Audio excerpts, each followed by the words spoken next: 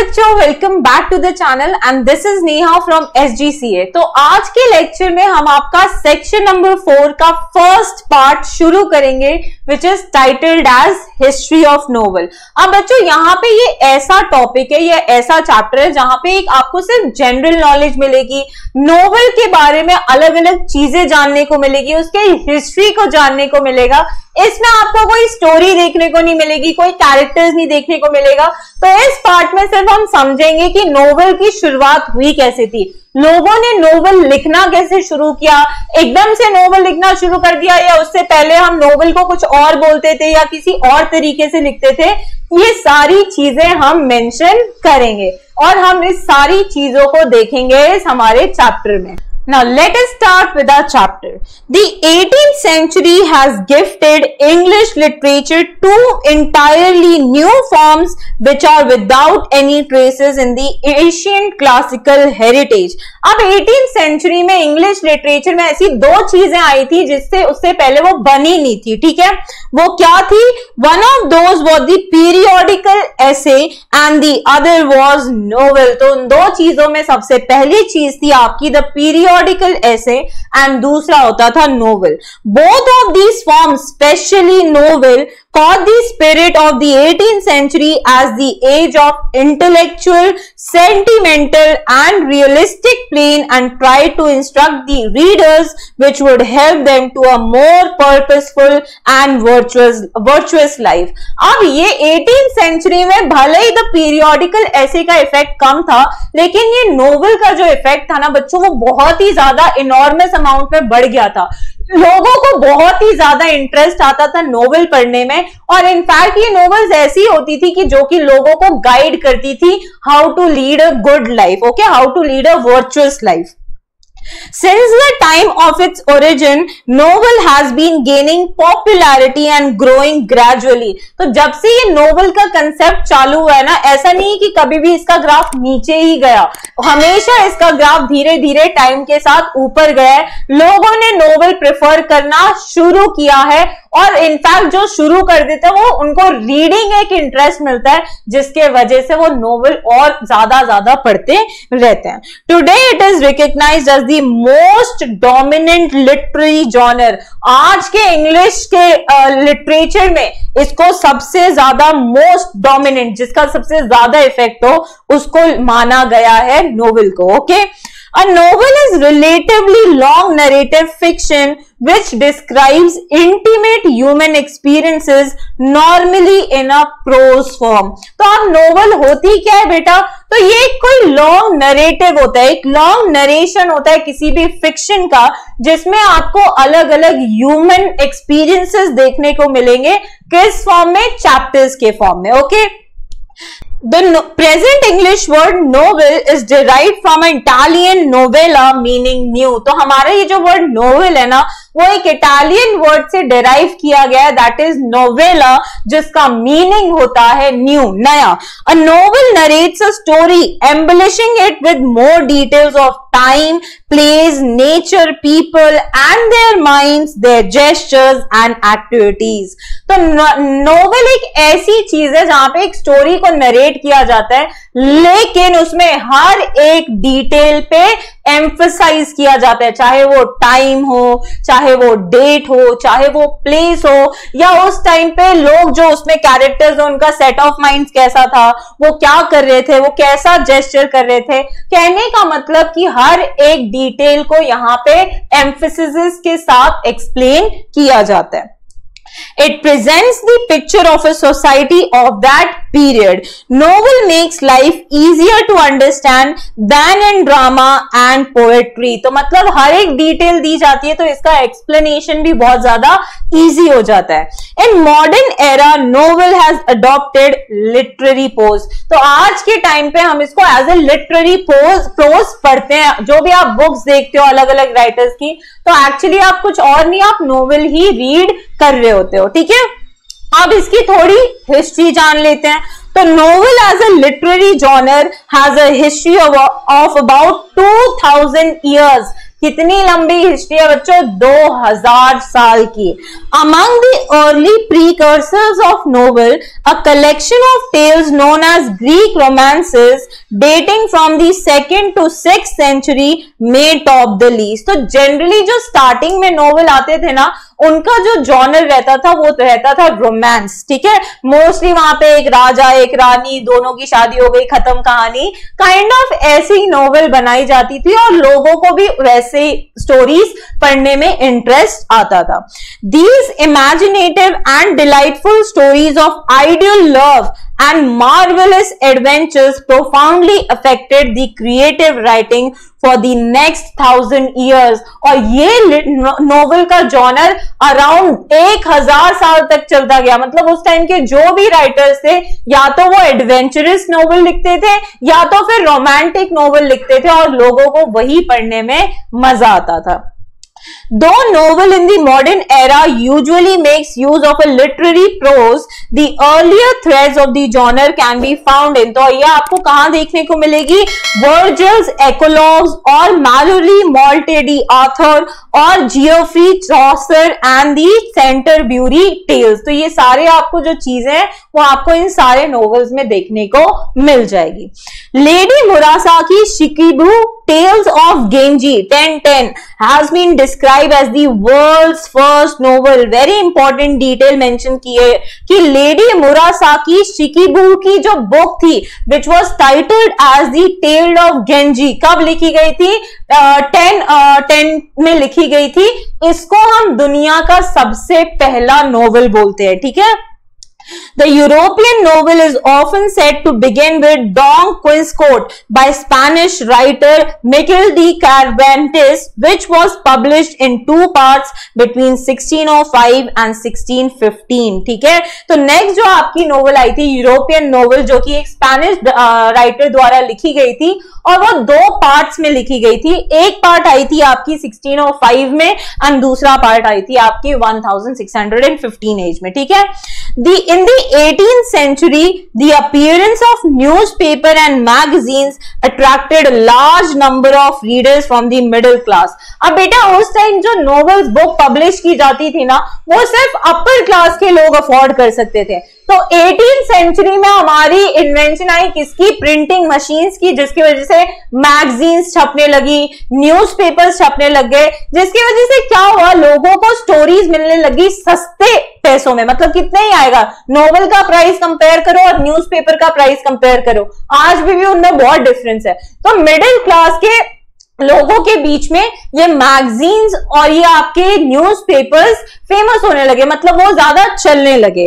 These new readers had little interest in romances and tragedies which were appreciated by the upper class। तो upper class novels पढ़ते थे तो उनको romances और adventures अच्छे लगते थे, लेकिन नॉवेल मिडिल क्लास को पढ़ने का ही मौका नहीं मिलता था, तो वो अप्रिशिएट भी नहीं करते थे। उनको बस डे टू डे क्या चल रहा है आसपास, पॉलिटिकल सिनेरियो कैसा है, क्या किया किसने, किंग ने क्या किया, क्वीन ने क्या किया, सिर्फ यही चीजें मैटर करती थी। किनके लिए, मिडिल क्लास लोगों के लिए। Thus, need for a new type of literature arose that would express the new ideas of the 18th century। तो अब धीरे धीरे ना लोगों को एहसास होने लग गया, लिटरेरी जॉनर से जो बिलोंग करते थे, उस फील्ड से जो बिलोंग करते थे, उन पीपल को पता चलने लगा कि अब हमें कुछ ना कुछ मॉडर्नाइजेशन लाना पड़ेगा। The 18th century new literature was characterized by the spirit of realism and denial of romantic features like enthusiasm, passion and imagination। अब जो 18th century के लोग थे ना, उनका जो इंटरेस्ट था वो रियलिज्म की तरह ज्यादा बढ़ने लगा, एंड जो पहले जिस फील्ड में वो इंटरेस्ट लेते थे that is enthusiasm, romances, adventure, अगर मैं एक उनको नाम दूं तो फिक्शन, तो फिक्शन में से उनका इंटरेस्ट अब खत्म होने लगा और रियलिज्म में उनका विश्वास अब ज्यादा बढ़ने लगा। The foreground for the novel was prepared by all these factors.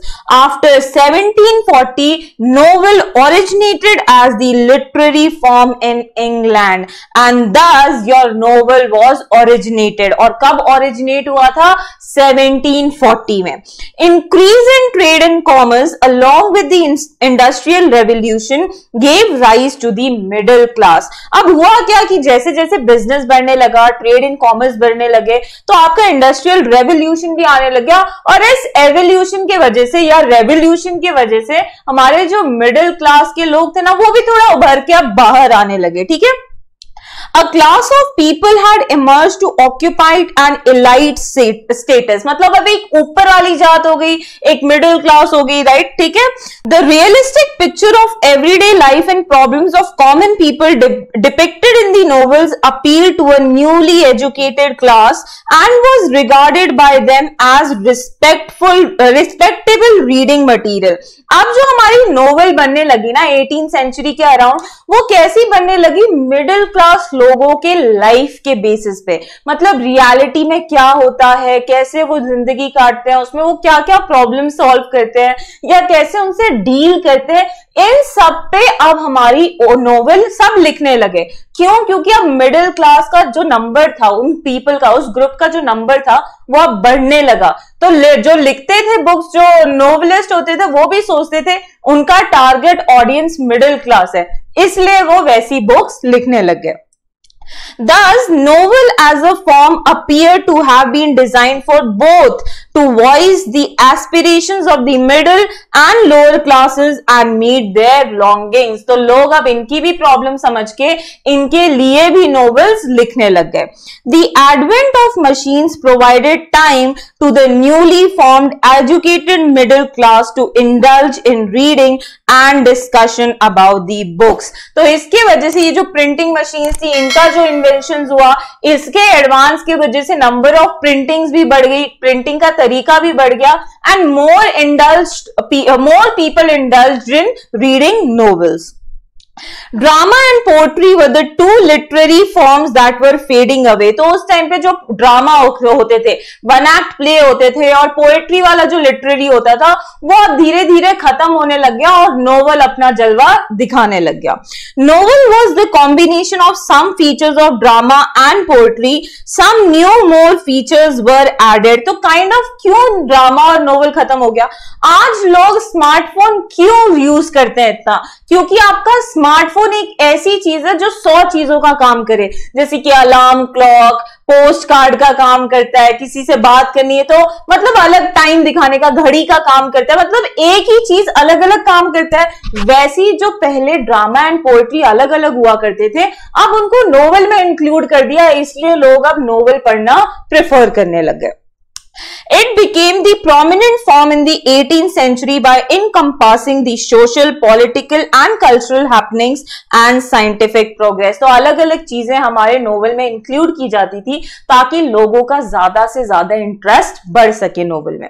The Pilgrim's Progress by John Bunyan 1678 and Orinoco by Alfred Bell 1688 initiated the plenteous and colorful tradition of English novel and was followed by Daniel Defoe, Robinson Crusoe, Mal Flanders and Jonathan Swift, Gulliver's Travel, a famous satire। तो बहुत सारी novels publish होने लगी और उनमें से कुछ तो वर्ल्ड वाइड फेमस होगी कि अलग अलग कंट्री के लोगों को भी पता चल गई कि ऐसी कोई चीज होती है जिसको हम रीड करते हैं और हमारा टाइम पास होता है, हमें मजा आता है। Okay, So these were the examples of some famous novels. So Gulliver Travels तो आपने सुना ही सुना होगा क्योंकि 12th CBSE में इनफैक्ट ये आपका एक एग्जाम का पार्ट हुआ करता था जहां पे आपको ये नोवेल पढ़नी पड़ती थी और जो भी क्वेश्चंस आते थे उसको लिखना पड़ता था।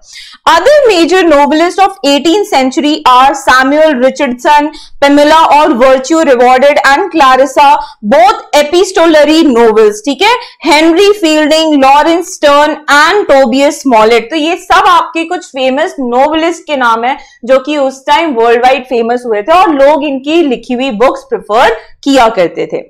The tradition was enriched by many other stalwart novelists such as Charles Dickens, Walter Scott, Nathaniel Hawthorne, Horace Walpole, Thomas Hardy, Wilkie Collins and H G. Wells. तो ये कुछ और भी नाम है जो उस टाइम में इनने ये रिचुअल, ये प्रथा चालू कर दी नोवेल लिखने की, जिनके वजह से मिडिल क्लास लोगों की रीडिंग की हैबिट पड़ गई, मतलब उनको भी अब रीडिंग में इंटरेस्ट आने लगा। The 20th century is marked by the modern topics and innovative styles and techniques and widen angles of the views of the novelists like E.M. Forster, James Joyce, Joseph Conrad, Henry James, George Orwell, Graham Greene, D.H. Lawrence, William Golding and Anthony Burgess. They widen the circumference of the genre by writing political, social, psychological and many other modern issues in their novels. तो अब ऐसा भी होने लग गया कि लोग अब मॉडर्न इश्यूज को डिस्कस करने लग गए, साइकोलॉजिकल नॉवेल्स लिखने लग गए जिसमें सस्पेंस एंड मिस्ट्री आने लगी। तो धीरे धीरे लोगों का ज्यादा से ज्यादा इंटरेस्ट अब बढ़ने लगा। और यहाँ पे बेटा इस पैराग्राफ में आपको बहुत सारे नाम दिए गए हैं, तो सिर्फ आप एक बार रीड कर लीजिए, एक बार इसको दिमाग में रख लीजिए, इसको रटने की जरूरत नहीं है, बस आपको पता होना चाहिए कि हाँ ऐसे कुछ लोग थे। There are immigrant authors like Salman Rushdie, India, V.S. Naipaul, Trinidad, काजू इशिगुरा, जापान एंड मेनी अदर्स। तो बहुत सारे आपके अलग अलग नॉवेल्स थे, नॉवेलिस्ट के यहाँ पे आपको नाम मेंशन किए गए। The contribution of women novelist to this great pageant can not be neglected. तो ऐसा नहीं है कि सिर्फ यहाँ पे मेल का ही कॉन्ट्रीब्यूशन था, विमेन ने भी बहुत सारी नॉवेल्स उस टाइम पे लिखी थी। The novel of manners, Evelina by Frances Burney, Gothic novels by Anne Radcliffe, a novel based on the science of age, Frankenstein by Mary Shelley are landmark novels। तो ये सब वो नोवेलिस्ट हैं जो कि विमेन हुआ करती थी और उस टाइम में उन्होंने नोवेल लिखी थी। Jane Austen has been ruling over the minds of the people through her novel, जिसमें कि एक फेमस नोवेलिस्ट आती है हमारी Jane Austen. Bronte sisters Emily and Charlotte have created their own plays by their incomparable works। तो ये एक sister है जिनने नोवेल लिखने का काम किया था और बहुत ज्यादा कंट्रीब्यूट किया था इस फील्ड में। The Wuthering Heights and Jane Eyre, Mary Ann Evans, alias George Eliot wrote the novels reflecting psychological insight। तो ये राइटर है या ये नोवेलिस्ट है जो कि साइकोलॉजी पे अपनी नोवेल्स लिखा करती थी। Virginia Woolf is the pioneer of the stream of consciousness technique in English novel। बेटा ये वो नोवेलिस्ट है जिनका एक चैप्टर भी हमारे सेक्शन नंबर 1 में मेंशन्ड है। स्ट्रीम ऑफ कॉन्शियसनेस नाम की इनने एक चीज चालू की थी उस टाइम पे, जिससे पहले वो चीज पे या उस टॉपिक पे कोई भी नोवेल बुक लिखता ही नहीं था या कोई भी नोवेल लिखी ही नहीं जाती थी। सबसे पहली जो स्ट्रीम ऑफ कॉन्शियसनेस पे नोवेल लिखी गई थी वो थी हमारी Virginia Woolf. Agatha Christie created her own plays by writing many novels based on crime। तो अगाथा क्रिस्टी वो नोवेलिस्ट थी जिनका जॉनर क्राइम था। देखो हर नोवेलिस्ट का ना अलग अलग एक स्पेशलिटी रहती है जहां पे वो नोवेल लिखते हैं। तो अगाथा क्रिस्टी क्राइम पे बेस्ड लिखती थी, Virginia Woolf stream of consciousness पे लिखती थी, तो कोई साइकोलॉजी पे लिखता था, कोई हॉरर पे लिखता था, कोई कॉमेडी पे लिखता था।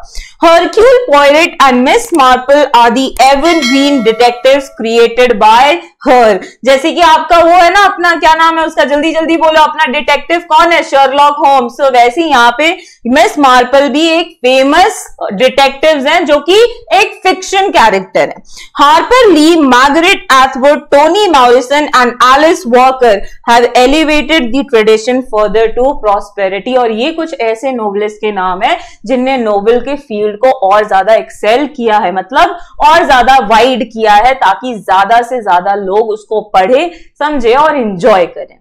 So Indian scenario, Rajmohan's Wife by Bankim Chandra Chattopadhyay, serialized in the Indian field, was the first novel in English written by an Indian. तो राजमोहन वाइफ एक ऐसी नोवेल थी जो कि किसने लिखी थी? बंकिम चंद्र चट्टोपाध्याय, जो कि इंडिया के पीपल ने लिखी थी या इंडिया के एक बंदे ने लिखी थी, और वो भी इंग्लिश लैंग्वेज में, और ऐसा करने वाले ये पहले बंदे थे। Okay, the period after that is marked by few more novels written by the Indian writers. और जो इनने शुरुआत कर दी नॉवेल लिखने की, उसके बाद से ये इंडिया में चलता ही गया, बहुत सारे लोग इसमें कंट्रीब्यूशन देने लग गए।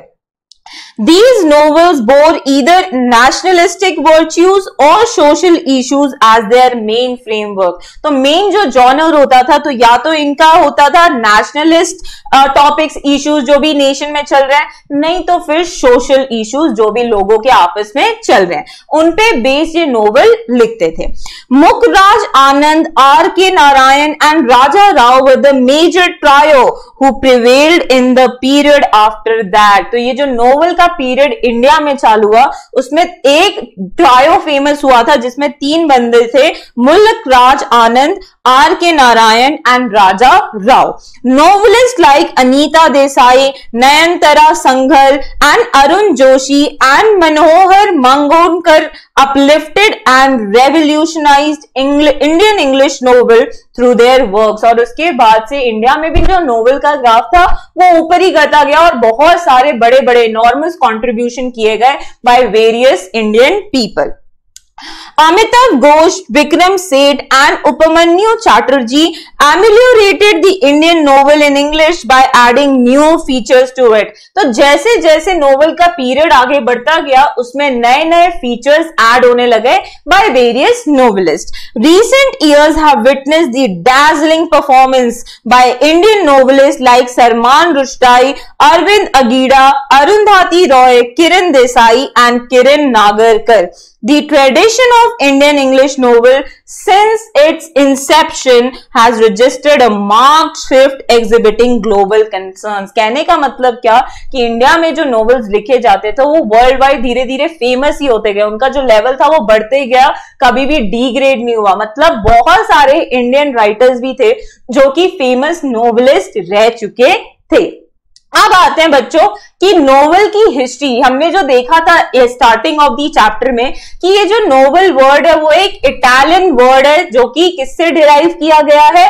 नोवेला से, और नोवेला का मीनिंग होता है न्यू। अब थोड़ी सी और डिटेल्स हम देख लेते हैं इस वर्ड नोवेला पे। So let's start. Novella the word originated from the Italian word novel is a type of narrative pros fiction which is shorter than a full length and longer than a short story।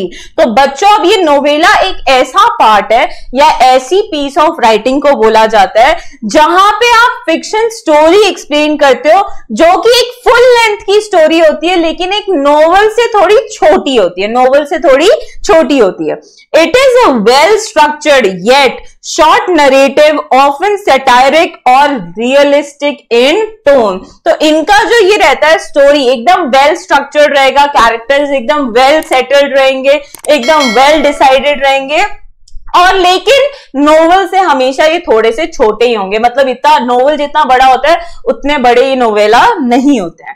It usually focuses on one incident और issue with 1 or 2 main characters and take place at a single tradition. तो बच्चों novella में generally एक ही incident, एक ही issue consider किया जाता है जिसके around max to max 3 characteristics आपको देखने को मिलेंगे, 3 कैरेक्टर्स देखने को मिलेंगे। लेकिन हमारे नोवेल में देखो बहुत लंबी स्टोरी होती है जिसमें डिटेल्ड एक्सप्लेनेशन होता है, हर एक चैप्टर में अलग अलग कैरेक्टर्स इंट्रोड्यूस किए जाते हैं। तो सिंपली आपको कहूं तो नोवेल एक बड़ा पार्ट होता है और नोवेला एक छोटा पार्ट होता है। Okay, some of the famous novellas, अब एग्जाम्पल देख लेते हैं कि कौन से नोवेलास फेमस रह चुके हैं। The heart of darkness by Joseph Conrad, the turn of the screw by Henry James, Billy Budd by Herman Melville, death in Venice by Thomas Mann, seize the day by Saul Bellow and pearl by John Steinbeck. तो ये कुछ famous नोवेलास हैं जो कि अलग अलग writers द्वारा लिखे गए। अब देखते हैं एलिमेंट्स ऑफ नोवेल या नोवेला। नोवेल और नोवेला के जो एलिमेंट्स है कैसे बनते हैं, वो कैसी उनमें चीजें पाई जाती हैं, वो सारी चीजें हम देखेंगे। तो let's start with the elements of novel and novel. There are 6 elements essential of novel और novella. All these factors may be related to one another in the work by an author. तो ये elements जो है वो एक दूसरे से या तो कनेक्टेड रह सकते हैं ताकि वो एक पूरा पार्ट बना सके पूरे नोवेल का।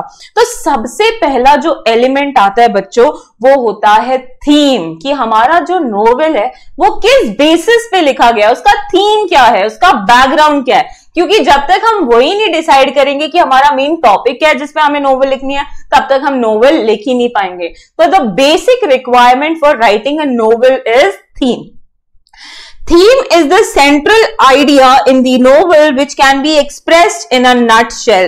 तो थीम बेटा वो चीज है जो कि पूरे नोवेल को एक समराइज फॉर्म में हमें बता दे कि किस चीज पे वो बेस्ड है। ठीक है, जैसे कि मान लो अगर आप एक बुक पढ़ रहे हो कि जो which was based on 9/11 incidents in India, ठीक है, जो भी 9/11 अटैक हुआ था उस पे बेस्ड है, तो आपको वो थीम में पता चल जाएगा कि पूरी जो नोवेल लिखी गई है वो किसके अराउंड लिखी गई है, वो कौन सा मेन टॉपिक है जिसके अराउंड हमारा नोवेल घूम रहा है, ये आपको बात थीम में आसानी से पता चल जाएगी। It is a philosophical statement or a truth which the writer has put forth through the narration of the series of events in the stories and characters acting in a particular setting। तो जैसा मैं बोल रही हूँ कि theme हमें बता देता है कि वो जो पूरी नोवेल है किस इंसिडेंट्स में लिखी गई है, कैसे उसका सीन सेट किया गया है, कहाँ कैरेक्टर्स कौन सा रोल प्ले करेंगे, ये सारी बातें हमें पता चल जाती है। तो ये हो गया हमारा पहला बेसिक रिक्वायरमेंट या element, that is theme. Let's move to the second element, it is plot. अब प्लॉट क्या होता है? तो plot is essentially the story और the course of events that make up the theme. किसके बाद कौन सा इंसिडेंट हुआ, कौन से टाइम पे कौन सा कैरेक्टर मर गया, उसके बाद स्टोरी कैसे मूव हुई, ये जो स्टोरी लाइन रहती है ना बेटा, उसी को हम कहते हैं प्लॉट ऑफ द नोवेल, जिसके वजह से हम थीम क्रिएट कर पाते हैं। It is created by conflict either internal inside the mind of the character और एक्सटर्नल विद अदर कैरेक्टर्स और एंटाइटीज। तो प्लॉट बेटा किस पे, प्लॉट में आप जनरली कोई इश्यू इंट्रोड्यूस करते हैं जिसकी वजह से नोवेल बनती है। ठीक है, तो ये तो या तो इंटरनल हो सकती है जो कि मेन कैरेक्टर के माइंड के अंदर चल रही है, नहीं तो फिर एक्सटर्नल हो सकती है जहां पे ये मेन कैरेक्टर और दूसरे कैरेक्टर्स के बीच में कोई इश्यू पे बेस्ड लिखी गई है। This is known as plot. Plot में भी सिंपल एक प्लॉट हो सकता है और complex consisting of The interweaving of many subplots। तो आप देखो आपका एक मेन टॉपिक भी रह सकता है जिसपे पूरी नोवेल लिखी है, नहीं तो फिर अलग अलग सब छोटे छोटे टॉपिक्स रह सकते हैं जिसपे पूरी नोवेल लिखी गई है। तो जब एक प्लॉट पे बेस्ड रहती है तो ऐसे नोवेल को सिंपल नोवेल बोलते हैं, एंड जब बहुत सारी रहती है तो उसे हम कॉम्प्लेक्स नोवेल बोलते हैं। तो दूसरा एलिमेंट था हमारा प्लॉट। अब आते हैं हमारे तीसरे एलिमेंट पे which is known as character. बेटा हमारी स्टोरी में बंदे ही नहीं होंगे तो कैसा रहेगा हमारा स्टोरी, सुनने लायक रहेगा? बिल्कुल भी नहीं। तो it is also one of the most important element of novel. Characterisation is related to the plot as the course of events take place because of the certain behaviour of the characters. Characters कैसा behaviour show करेंगे ये depend करेगा story के element पे। अगर वहां पे लड़ाई चल रही है तो कैरेक्टर एग्रेसिव होने चाहिए, दोनों कैरेक्टर्स हीरो एंड विलेन दोनों ही एग्रेसिव होने चाहिए, दोनों ही फिजिकली एक्टिव होने चाहिए। ठीक है, तो कहने का मतलब कि कैरेक्टर्स के जो कैरेक्टराइजेशन है is based on the story कि कैसे पार्ट में वो कैसा बिहेवियर शो करेंगे, तभी तो मजा आएगा। पता चला लड़ाई का टाइम आया और हमारा हीरो डर के बैठ गया और विलन मस्त एंजॉय कर रहा था, ऐसा चलेगा क्या? नहीं। ठीक है, Depiction of character can range from a thumbnail sketch to deep, wordy, highly detailed verbal sketch। तो आप अपने कैरेक्टर को एक ड्राइंग के फॉर्म में, एक स्केच फॉर्म के भी स्केच के फॉर्म में भी रिप्रेजेंट कर सकते हो, नहीं तो फिर इसकी डिटेल्ड एक्सप्लेनेशन दे सकते हो यूजिंग वर्ड्स कि अग्रेसिव होगा, सॉफ्ट हार्टेड होगा, काइंड होगा, हम्बल होगा। तो आप वर्ड से भी एक्सप्रेस कर सकते हो कि हमारा कैरेक्टर कैसा कैसा हो सकता है। The important character may have been described its every aspect by the writer. तो जो हमारा प्रोटैगनिस्ट रहता है, मेन राइटर, वो राइटर के, लिखने वाले के द्वारा डिटेल्ड एक्सप्लेनेशन दी होती है कि कैसा वो बिहेवियर है, कैसा उसका नेचर है, तभी स्टोरी सुनने में बेटा मजा आएगा, वरना स्टोरी एकदम लेम एंड प्लेन हो जाएगी. The minor characters are not given much importance. तो साइड कैरेक्टर्स जो बोलते हैं ना हम, साइड रोल्स जो बोलते हैं, उनको ज्यादा इंपॉर्टेंस नहीं दी जाती है. The reader follows the action of one main character throughout the novel. तो जो भी पूरा नोवेल बेस्ड रहता है वो एक प्रोटैगनिस्ट पे बेस्ड रहता है, वो एक वन मेन कैरेक्टर पे बेस्ड रहता है कि उसकी लाइफ में क्या चल रहा है, उसने अलग अलग सिचुएशन में कैसा बिहेव किया. This character is referred to as the protagonist, जो कि मैं वर्ड तब से यूज कर रही हूं. जो भी आपकी स्टोरी का मेन कैरेक्टर रहता है, चाहे फिर वो चैप्टर हो, शॉर्ट स्टोरी हो या नोवेल हो, उनको हम बोलते हैं protagonist. Protagonist main character is in conflict with the character or an entity or a force internal or external which is known as antagonist. और protagonist के जो against रहता है, चाहे भले ही वो इश्यू उसके माइंड में चल रहा हो, किसी के साथ चल रहा हो, तो अगर वो माइंड में या किसी के साथ उसके अगेंस्ट है तो उसे हम बोलेंगे एंटागोनिस्ट. मतलब क्या कि हमारी स्टोरी में जो मेन कैरेक्टर होता है उसे हम बोलते हैं प्रोटैगनिस्ट, और जिस इशू को भी वो डील कर रहा होता है उस स्टोरी में उसे हम बोलते हैं antagonist. I hope these two terms are very clear to you. Okay, किसी को भी डाउट है तो कमेंट सेक्शन में अभी कमेंट करके पूछ लीजिए. चलो, तो ये हो गए हमारे 3 एलिमेंट. अब आते हैं हमारे चौथे एलिमेंट पे, that is setting. Setting is the background in which the story take place. Story कहां पे सेट की गई है? इंडिया में हुई है, अमेरिका में हुई है, अंटार्कटिका में हुई है, हुई कहां है? इंडिया में भी हुई है तो कहां पे? रूरल स्टेट में हुई है या अर्बन में हुई है? मतलब वो पूरी सीन जो है, वो पूरी स्टोरी जो है, वो कहां सेट की गई है, उसे हम कहते हैं setting. There are several aspects of the setting. It includes place, period, time, climate और वेदर एंड लाइफस्टाइल. ये सारी चीजें आपकी सेटिंग में आएगी. अब आप किसी गांव वाले पे स्टोरी लिख रहे हैं और उसको शहर में एक बंगलो में बिठा देंगे, तो क्या आपकी सेटिंग और स्टोरी मैच करेगी बच्चों? लोगों को पढ़ना पसंद आएगा क्या? बिल्कुल भी नहीं. तो ये जो सेटिंग होती है ना, ये स्टोरी के हिसाब से रहनी चाहिए कि कैसे कैरेक्टर्स उससे रिलेट कर पाए. Plot and character are the two major elements that are affected due to setting. मैंने जैसा कि कहा, अगर आपकी सेटिंग आपके प्लॉट और कैरेक्टर से मैच नहीं करेगी तो आपकी स्टोरी कोई मीनिंग नहीं रहेगी, उसका कोई मीनिंग नहीं रहेगा. It would become meaningless. तो ये हो गया सेटिंग. नेक्स्ट जो आपका एलिमेंट आता है, इट इज कॉन्फ्लिक्ट. देखो, स्टोरी में जब तक कोई लड़ाई नहीं होती ना, तब तक कोई इश्यू नहीं होता ना, तब तक स्टोरी का कोई मजा ही नहीं. हर स्टोरी आप पिक्चर में भी देखो, हर पिक्चर में कोई ना कोई कॉन्फ्लिक्ट रहता है जो कि हमारा हीरो, हमारा प्रोटैगनिस्ट सॉल्व करने की कोशिश करता है. तो उसी को हम कुछ और नहीं कहते बेटा, उसी को हम बोलते हैं conflict. The struggle between the opposite forces in the story is called conflict. Protagonist antagonist को कैसे लड़ रहा है, कैसे सॉल्व कर रहा है, कैसे उससे डील कर रहा है, ये जो हो रहा है उसी को हम कहते हैं conflict. Conflict in the story provides interest and curiosity about the plot. तो जो मजा देने का काम करता है ना नोवेल में, उसी को हम कहते हैं क्यूरियोसिटी. तो ये हो गया आपका 5th element. Last but not the least, the element of your novel is language oblique style.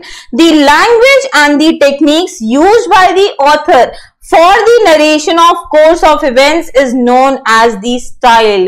किस लैंग्वेज को यूज किया गया है स्टोरी को डिफाइन करने के लिए, कैरेक्टर को बताने के लिए, उसको हम कहते हैं style. Okay, an author can use extensive vocabulary and high phrases, or he may be laconic and would write only to the point, or he may mix both according to the requirement for meeting his purpose. तो कभी कभी writer एकदम detail dialogues भी लिख सकता है, detail explanation भी दे सकता है, नहीं तो कभी कभी सीधा डायरेक्ट टू पॉइंट एक्सप्लेनेशन भी दे सकता है, नहीं तो फिर वो दोनों का मिक्स ट्रिक्स भी यूज कर सकता है। इट डिपेंड्स कि सिचुएशन कैसा है, स्टोरी का प्लॉट कैसा है और कौन सा पर्पस वहां पे चल रहा है। Okay, He may use linguistic devices to make the narrative effective। और अगर उसको अच्छा बनाना है तो वो लिंग्विस्टिक मतलब अलग अलग भाषा भी यूज कर सकता है स्टोरी को एक एलिमेंट देने के लिए, एक मजा देने के लिए। All these factors decide the texture of the narration and create an impact on the readers। और ये सारे ही एलिमेंट्स हैं जो कि एक अच्छे नोवेल को अच्छा बनाते हैं। अगर आप एक भी एलिमेंट यहाँ पे मिस आउट कर देंगे तो आपका नोवेल कभी भी सक्सेस कर ही नहीं पाएगा। ठीक है, तो ये सारे एलिमेंट्स हमें ध्यान में रखने हैं। और जनरली बच्चों याद रखो, जो आपके क्वेश्चंस पूछे जाते हैं ना सेक्शन नंबर 4 में, ये these are based on the elements only. Character का कैरेक्टराइजेशन पूछ सकते हैं, प्लॉट पूछ सकते हैं, साइनॉप्सिस पूछ सकते हैं, थीम पूछ सकते हैं, स्टोरी का बैकग्राउंड पूछ सकते हैं। तो जनरली जो क्वेश्चन बनते हैं these are based on, या those questions are based on the elements of the novels। तो I hope आपको यहां तक सारी चीजें समझी होंगी। तो let's start with our next lecture, that is types of novels। Okay, तो आप देखो बच्चों, सबसे पहला जो टाइप ऑफ नोवेल आता है it is realistic novel. Realistic से नाम से आपको पता चल जाएगा, those novels which are based on real life incidences.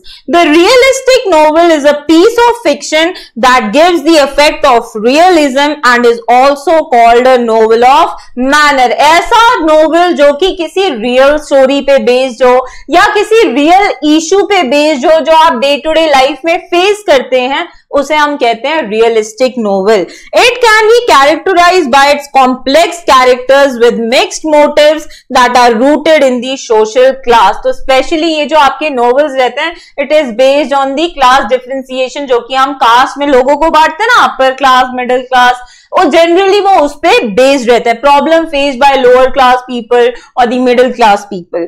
The characters in the realistic novel interact with other characters and undergo plausible and everyday experiences. तो यहाँ पे जो आप अपने डे टू डे लाइफ में डील करते हैं, वही चीजों में आप वही चीजें देखने को मिलेंगी आपको रियलिस्टिक नोवेल में।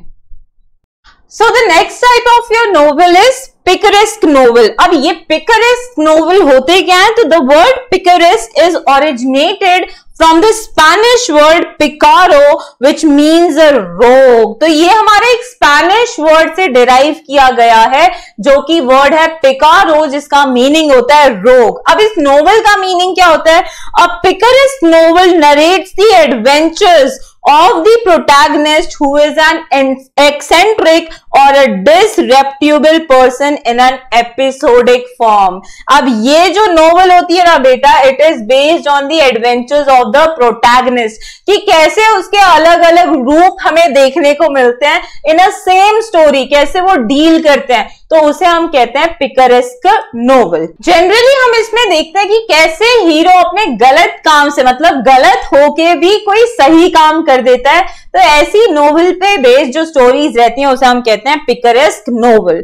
Next type of your novel is historical novel. तो नाम से ही समझ जाता है, a historical novel is a novel set in the period earlier than that of the writing. जिस टाइम ये नोवेल लिखी गई है तो उसकी जो स्टोरी होगी वो उससे पहले की टाइम की होगी, मतलब पास्ट की स्टोरी उठा के जब आप लिखते हैं तो उसी को हम कहते हैं historical novel. Next type of your novel is epistolary novel।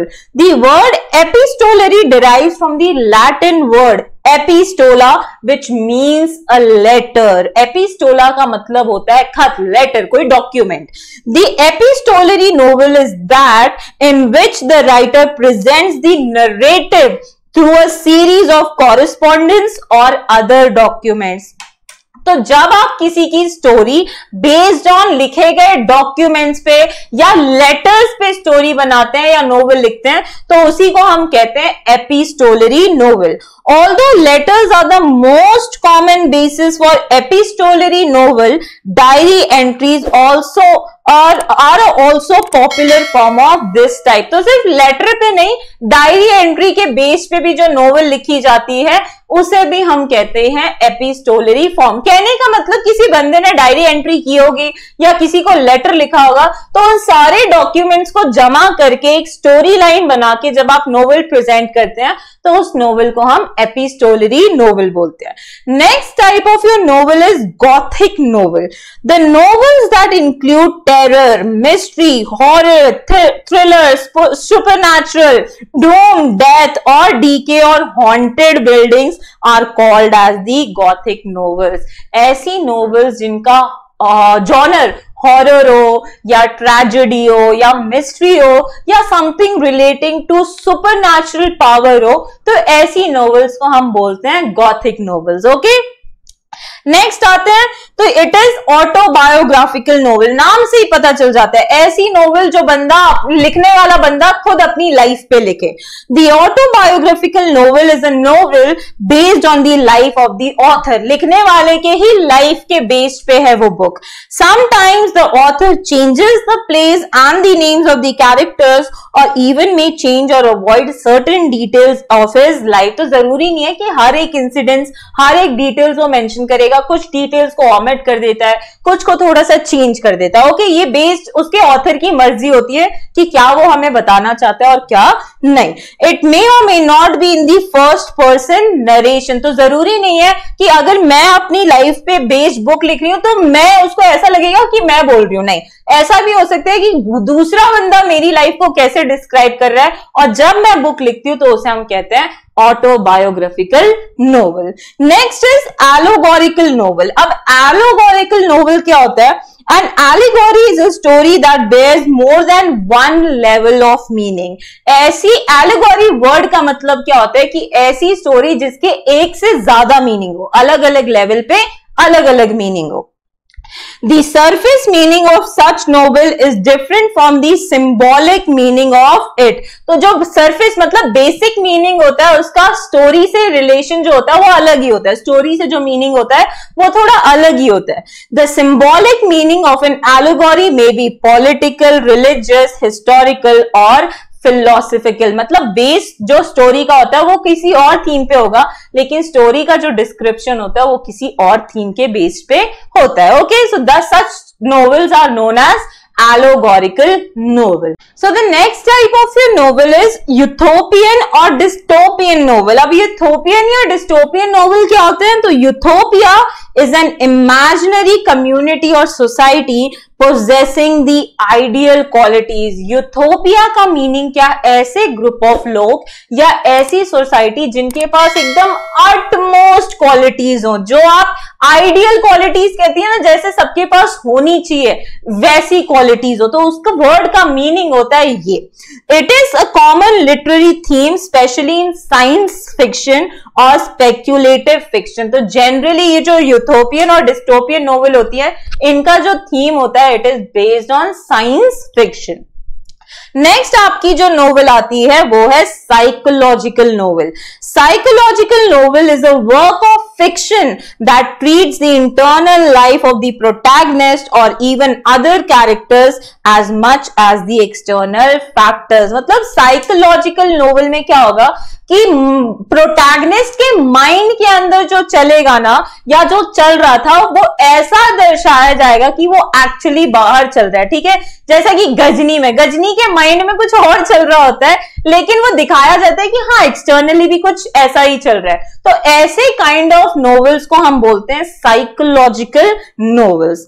Next आपका आता है स्ट्रीम ऑफ कॉन्शियसनेस नॉवेल, जिसकी शुरुआत हमारे वर्जीनिया वुल्फ ने की थी। ये मैंने आपको लास्ट लेक्चर में बताया था।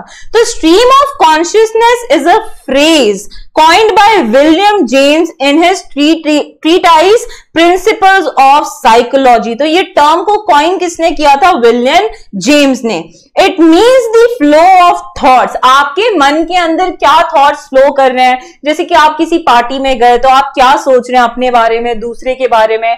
आप कभी किसी मीटिंग में गए तो आप क्या सोच रहे हो कि यार ये बंदा बड़ा अच्छा है ये। तो ये जो कंटिन्यूस थॉट्स आपके माइंड में चल रहे हैं ना, और उसके बेसिस पे जब आपके नोवेल लिखा जाता है तो उसे हम कहते हैं stream of consciousness novel.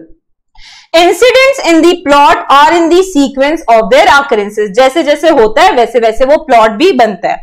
The novelist narrates them as they enter the mind of the character. तो ये जो नोवेल होती है वो कैसी लिखी जाती है, ऐसा माना जाता है कि जो नोवेलिस्ट होता है वो प्रोटैगनिस्ट के माइंड के अंदर बैठा है और वो देख रहा है कि कौन से थॉट्स एक दूसरे को क्रॉस कर रहे हैं और उस हिसाब से वो नोवेल लिखते जाते हैं. तो these type of novels are known as stream of consciousness novel. Next आपका आता है bildungsroman novel. The German word bildungsroman indicates growth. इसका मतलब क्या होता है, ग्रोथ. द फिक्शनल बायोग्राफी और autobiography is concerned with the growth of the protagonist mind, spirit and characters from the childhood to adulthood. तो यह बायोग्राफी या autobiography जब आप प्रोटैगनिस्ट का लिखते हो और उसमें आप पूरा उसका लाइफ स्टोरी डिस्क्राइब करते हो फ्रॉम चाइल्डहुड टू अडल्टहुड, तो उसे हम बोलते हैं बिल्डंग्सरोमन नोवेल. तो चलो बच्चों, इस लेक्चर में हमने कुछ डिस्कस किया था जिसमें कि हमने देखा what are the types of novel. तो these are realistic novel, picaresque novel, historical novel, epistolary novel, gothic novel, autobiographical novel, allegorical novel, utopian और dystopian novel, psychological novel, stream of consciousness novel and last but not the least bildungsroman novel. तो ये सारे कुछ types of novel हमने पढ़े थे. अब देखो बच्चों, आपकी बुक में कुछ थोड़ा सा कुछ बातें बताई गई हैं, वो भी हम रीड कर लेते हैं. ओके, तो in the first half of the 20th century, a cult of pulp magazines became popular in which the fantastic fiction for the general entertainment of the masses was printed on the cheap pulp paper. तो जब भी 20th century start हुई थी ना, तो एक cult start हुआ था जिसे पल्प मैगजीन्स के नाम से जाना जाता था और उसमें वो लोग क्या करते थे, चीप पेपर पे ना बहुत एंटरटेनिंग स्टोरीज या जो लोगों को पसंद आने वाले आर्टिकल्स थे वो बहुत ही ज्यादा छापा करते थे. The pulp fiction era provided a building ground for the detective novels and science fiction. और ये पल्प एरा के वजह से उसके बाद में जो साइंटिफिक फिक्शन से रिलेटेड नोवेल लिखने लगे या फिर आपके डिटेक्टिव्स केस बेस्ड पे जो नोवेल लिखने लगे वो बहुत ही ज्यादा फेमस होने लगे. क्यों? क्योंकि लोगों को उस मिस्ट्री काइंड ऑफ नोवेल में इंटरेस्ट आने लगा.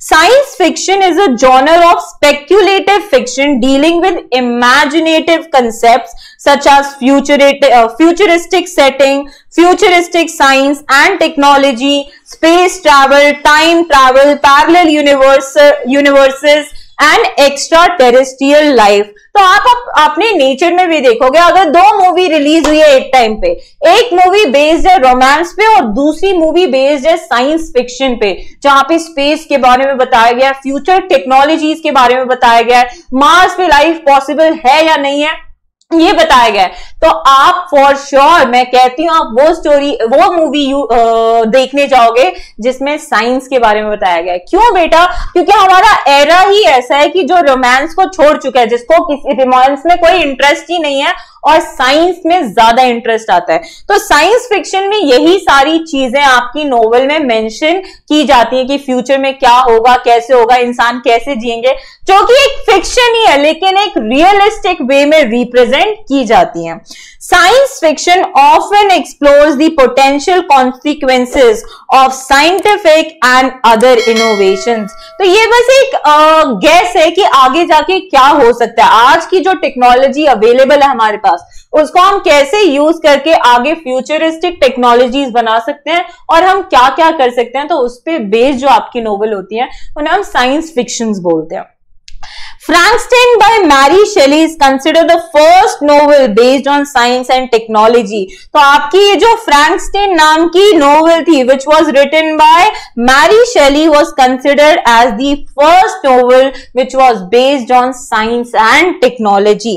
The genre flourished in the second half of the 19th century. और ये जो genre था second half of the 19th century में बहुत ही ज्यादा widespread हो गया था. Detective fiction is a sub-genre of crime fiction and mystery fiction in which an investigator or a detective, either professional or amateur, investigates a crime, often a murder. Sherlock Holmes का नाम आप सबने क्यों सुना है? क्योंकि 19th and 20th सेंचुरी में ये जो इस जॉनर, डिटेक्टिव बेस्ड जॉनर पे जो नोवेल लिखी जाती थी वो बहुत ही ज्यादा फेमस हो गई थी। और इनफैक्ट आज भी कुछ ऐसे बच्चे होंगे जो शर्लॉक होम्स के कार्टून्स नहीं तो उनकी बुक्स पढ़ते होंगे। ठीक है, तो ये आपको एक जनरल आइडिया दिया गया कि 19th सेंचुरी में लोगों का इंटरेस्ट कहां से हटके किस तरफ बढ़ने लगा। तो वो दो फील्ड्स में बढ़ने लगा था, scientific fiction and detective based novel. तो यहां पे समाप्त होता है बेटा आपका सेक्शन नंबर 4 का first chapter, that is history of novel.